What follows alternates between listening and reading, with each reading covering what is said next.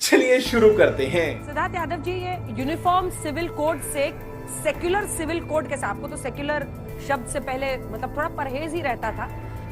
अच्छा जी रहता था, ये लोग कहते हैं। सवाल है कि क्या 303 सीटें 2000 पिछले चुनाव में आया, वहां से 240 आते आते आपको अब कम्युनल सिविल कोड बताना पड़ रहा है इस देश के कानून? Good question. देखिए अंजना जी, हमें सेक्युलर शब्द से कभी कोई समस्या नहीं, हमें सूडो सेक्युलर से दिक्कत है। क्योंकि इस देश में सेक्युलरिज्म का चोगा पहन करके इस देश के नागरिकों को सेक्युलरिज्म की आड़ में तुष्टीकरण की आग में झुलसने वाले जो पूरा विपक्ष आज का है, समझ गया। उसने इस देश के साथ जितना अन्याय किया उसके खिलाफ हम खड़े रहे, इसलिए शायद ये नैरेटिव ऐसा बनाने के लिए हमेशा एक प्रयास करते हैं। अंजना जी, बहुत से लॉ के छात्र यहाँ बैठे हैं। हमारा देश का संविधान कहता है, उसकी प्रस्तावना हमारा प्रियम्बल कहता है, we the people of India give ourselves this constitution. वो नहीं कहता कि we Hindus give ourselves this constitution और हिंदू मेल और Muslim male give ourselves this constitution. वो सबके लिए एक बात कहता है। इतने तेजस्वी लोग हैं हमारे। सवाल है, आपको मुस्लिम महिलाओं की इतनी चिंता हो रही है कि आप ये ला रहे हैं, या आप वो तो कहते हैं कि आपकी नजर कहीं और है, आप मुस्लिम समाज को बदनाम करके अलग करना चाहते हैं, टारगेट कर रहे हैं? देखिए अंजना जी, समझने वाले की समझ पर होता है कि वो वास्तव में इसको क्या माने। अगर ट्रिपल तलाक का तंज दूर हुआ, किसको टारगेट किया गया? क्यों होगा कि कोई भारत की बेटी जो इंडियन पासपोर्ट होल्डर है, जो भारत की नेशनैलिटी लिखती है, उसको कोई भी आकर कह देगा तलाक तलाक तलाक और उसको घर से बाहर कर देगा? वाह, क्या एक्टिंग कर रहा है। क्यों होगा कि कोई भारत की बेटी को हलाला की प्रथा में जलूस दिया जाएगा, उसको कहा जाएगा तुमको हलाला करना पड़ेगा? मैं हिंदू मुसलमान की बात नहीं कर रहा हूं। एक बार इस पूरी डिबेट में आप किसी से भी बोलिएगा कि यहाँ पे खड़े होकर के कहें कि भारत की बेटी और उसके लिए कानून पर बात करें, पर जहां ये लाएंगे मुसलमान, जहां ये लाएंगे धर्म, जहां ये लाएंगे तुष्टीकरण, नहीं, मैं नहीं मानता। वहां गाड़ी बिगड़ जाती है। और अंजना जी, मैं आपको बता दूं, इसका इतिहास भी जानना बहुत जरूरी है। कहां से आ गया शरिया लॉ? औरंगजेब सबसे पहले लेकर के आया था, फतवा आलमगिरी में लेकर के आया था। उसने तय किया था कि देश में कैसे होगा कि शरिया का कानून लेकर के आया जाए। 500 स्कॉलर्स को बैठाया गया, कुरान की आयतें ली गई, हदीस को लिया गया, उनके ओपिनियन को लिए गए, और उसके बाद जहां देश के सब समाज प्रोग्रेस करते गए, भाई साहब कुछ ज्यादा नहीं हो गया? हिंदू समाज के अंदर भी जितनी कुरीतियां थी उनको दूर कर दिया गया। उसके अंदर सती प्रथा को हटाया गया, विडो के लिए रीमैरिज एक्ट लेकर के आए गए। इस्लामिक फंडामेंटलिस्ट इस देश में मुसलमान महिलाओं के साथ ये प्रताड़ना करते रहे। और अंजना जी, बस 10 सेकंड लूंगा। ये देश का एक विपक्ष षड्यंत्र के तौर पर इनके आगे घुटने टेककर हमारी मुसलमान बहनों के साथ ये अन्याय करता रहा। अबे साले, ये हिंदू मुसलमान का विषय नहीं है, ये मेजॉरिटी माइनॉरिटी का विषय भी नहीं है, ये powerful main versus powerless women का विषय है। अगर इसके साथ खड़ा होना है तो फिर आपको सेक्युलर होकर के खड़ा होना पड़ेगा, सूडो सेक्युलर होकर के आप खड़े नहीं हो सकते। नहीं सारुण के यहाँ कुछ तो गड़बड़ है, जरूर कोई ना कोई गड़बड़। अब देखिए, यूनिफॉर्म सिविल कोड का जो अर्थ है, विवाह हो, तलाक हो, बच्चा गोद लेना हो, संपत्ति के बंटवारे जैसे विषयों में सभी नागरिकों के लिए एक जैसे नियम हो। ये सच है कि सबसे ज्यादा दंश महिलाओं को झेलना पड़ता है अगर कानून अलग अलग हो। ऐसे में एक देश एक कानून से क्यों न चले? सुरेंद्र जी बताता हूँ। अंजना जी कहते हैं ना कि मैं तुम पर हर बार भरोसा करता हूँ, मैं तुम पर हर बार भरोसा करता हूँ। कितना सच्चा झूठ तुम्हारा होता है, ये इनका झूठ ही इतना सच्चा होता है कि क्या करें। बात तो सही है। इनको देखिए, 3-4 चीजें हम आपको बताएं। देश की सबसे बड़ी कम्युनल पार्टी आज सेकुलर सिविल कोड लेके आए।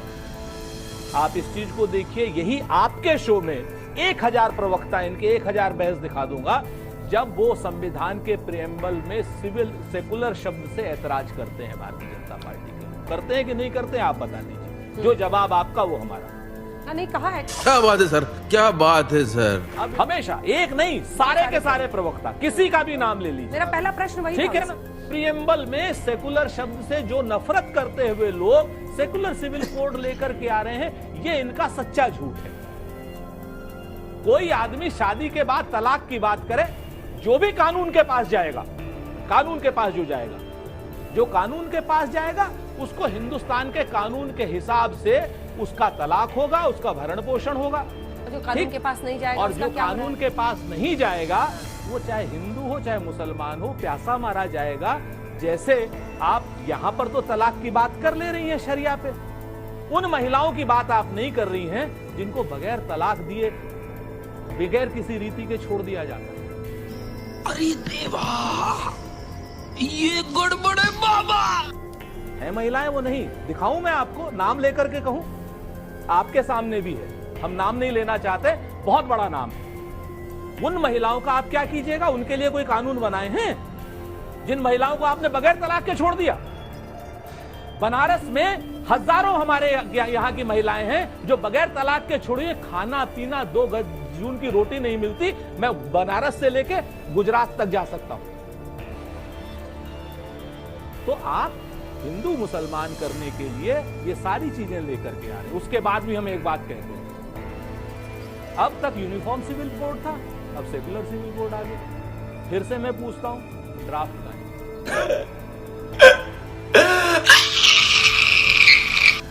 आप ड्राफ्ट पे चर्चा करेंगे ना?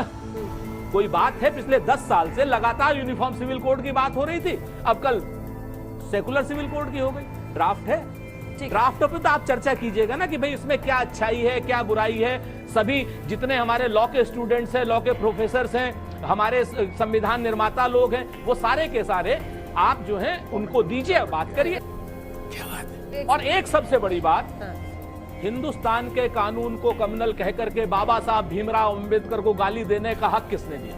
ठीक है, पहले आप हमें बताइए।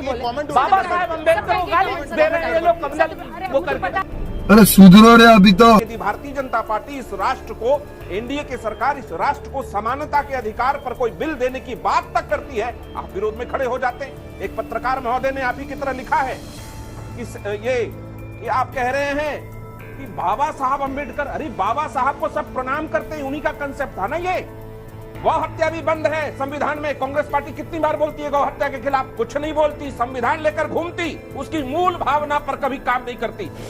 अच्छा, हमारी पार्टी सिद्धांत रूप में यूसीसी पर अपना समर्थन दे चुकी है। हम इस देश के सेकुलर फैब्रिक का समर्थन करते हैं, और अगर भारत के प्रधानमंत्री नरेंद्र मोदी जी ने 78वें स्वतंत्रता दिवस के समारोह से देश को सेकुलर सिविल कोड बिल की बात कही है, तो सबको स्वागत करना चाहिए। इससे चिढ़ क्या है? ठीक है, बात होगी, बराबरी आएगी। इनके पॉइंट में एक बात बताना चाहता हूं, आदिवासी समूह में कई जगह महिलाओं को अधिकार पैतृक संपत्ति में मिलता है। बहुत सारे आदिवासी समूह हैं और कई जगह नहीं मिलता है, वो भी इससे एड्रेस हो जाएगा। नागालैंड के मुख्यमंत्री का अलग कहना है, उत्तराखंड के मुख्यमंत्री का इस मामले में अलग कहना है। लेकिन यदि ये बहस ही नहीं चाहती कांग्रेस सेकुलर सिविल कोड या इस देश के सेकुलर फेवरिज्म को बढ़ाने के लिए फैब्रिक को, तब फिर आपत्ति है आपसे। आप संविधान लेकर घूमिए, जरूर बोलिए भी। हाँ, ये कर लो पहले। रुक, तेरे को बताते तेरी माँ की। डॉक्टर नवल, क्या है आप आरजेडी का इस पर स्टैंड क्या है? क्योंकि ये सच है कि संविधान आजकल तमाम विपक्षी पार्टियां दिखा रही है देश को कि संविधान ये नहीं बचा रहे हैं, संविधान को बचाना जरूरी है। उसी संविधान के अनुच्छेद 44 में नीति निर्देशक तत्वों की श्रेणी में यूनिफॉर्म सिविल कोड को रखा गया है। तो काहे सब चुप हो जाते हैं, सबके मुंह में दही जम जाती है? अभी बता दे भाई, अभी बता दे। बिल्कुल हम लोग चुप नहीं है, और हम लोग का जो भी विचार है हम बराबर बोलते रहे हैं। और पिछला जो विधि आयोग ने ये कहा था, खुले तौर पे रिपोर्ट में ये बात आई थी कि अभी उपयुक्त समय नहीं है यूसीसी के लिए। ये बात तो छुपी हुई नहीं है, बात तो सही है। फिर उसके बाद आपने दूसरा एक आयोग बना दिया कि इस पर विचार करेंगे। मूल भावना आपकी जो है वो मुस्लिम विरोधी है। सेकुलरिज्म में आपका कोई विश्वास नहीं है, क्योंकि कम्युनल आइडेंटिटी पे आपका राइज और रेलेवेंस है इस देश में। और आज से नहीं, जब से आपका आगमन हुआ है तब से आप वही काम कर रहे हैं। आपने देखा होगा कि मंडल कमीशन में जब संविधान में लिखा हुआ था मंडल कमीशन का रिपोर्ट लागू होना चाहिए, और जब सरकार ने लागू किया तो आपने देखा कि वहाँ पर कमंडल यात्रा शुरू कर दिया। तो ये जो कम्युनल इनका इंटेंट है वो हमेशा दिखता है। और यही कारण है, जब ये बोल रहे हैं ना वी द पीपुल में 15% मुसलमान हैं, लगभग 20 करोड़ हैं। आप देखिए कि जब 303 थे तब कितना थे, आज भी कितने हैं उसमें। आप एक 20 करोड़ मुसलमान के खिलाफ में आप पूरी तरह से दोयम दर्जे का बात आपके एक कार्यकर्ता, नेता और प्रवक्ता करता है। ये छुपी हुई बात नहीं है, बस हवा निकल गई। यहाँ पे उन पर भरोसा नहीं होता है। हमेशा जब भी ये बात करते हैं, इस तरह की यूनिफॉर्मिटी की बात करते हैं, तो उसमें एक समुदाय के खिलाफ में उनकी भावना रहती है। और उसी भावना के आधार पे हम लोग मानते हैं कि भारतीय जनता पार्टी हमेशा बंटवारा, नफरत और घृणा की राजनीति करती रही है। अरे बाप रे, ये तो धोती खोल रहा है। और यह भी उसका उद्देश्य यही है। छोटा सा काउंटर क्वेश्चन है कि बीजेपी मुस्लिम विरोधी है इसलिए देश में यूसीसी ना आए या यूसीसी देश में आना चाहिए? आपका स्टैंड मुझे समझ में क्या बोला तूने? नहीं, बिल्कुल आपको समझना चाहिए कि संविधान के नीति निर्देशक तत्व में जो बातें कही गई हैं, हाँ। वो जस्टिसेबल नहीं है। उसके लिए नहीं आना उपयुक्त चाहिए। नहीं, आप बात तो समझिए। हाँ। फंडामेंटल राइट्स और डायरेक्टिव प्रिंसिपल में एक फर्क तो है ना, हाँ। कि जो डायरेक्टिव प्रिंसिपल में है उसके लिए उपयुक्त समय आएगा, उसके लिए काम करना चाहिए। कब ये आएगा? काम करना नहीं चाहिए। समय कब थोपना आएगा? कौन है ये लोग?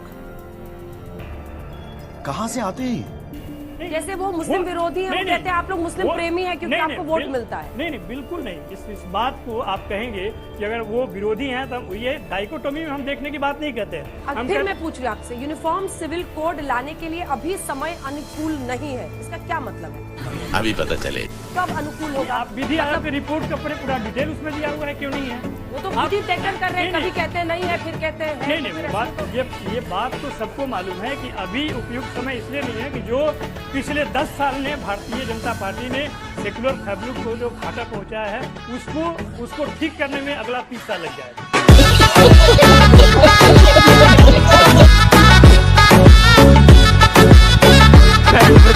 खत्म।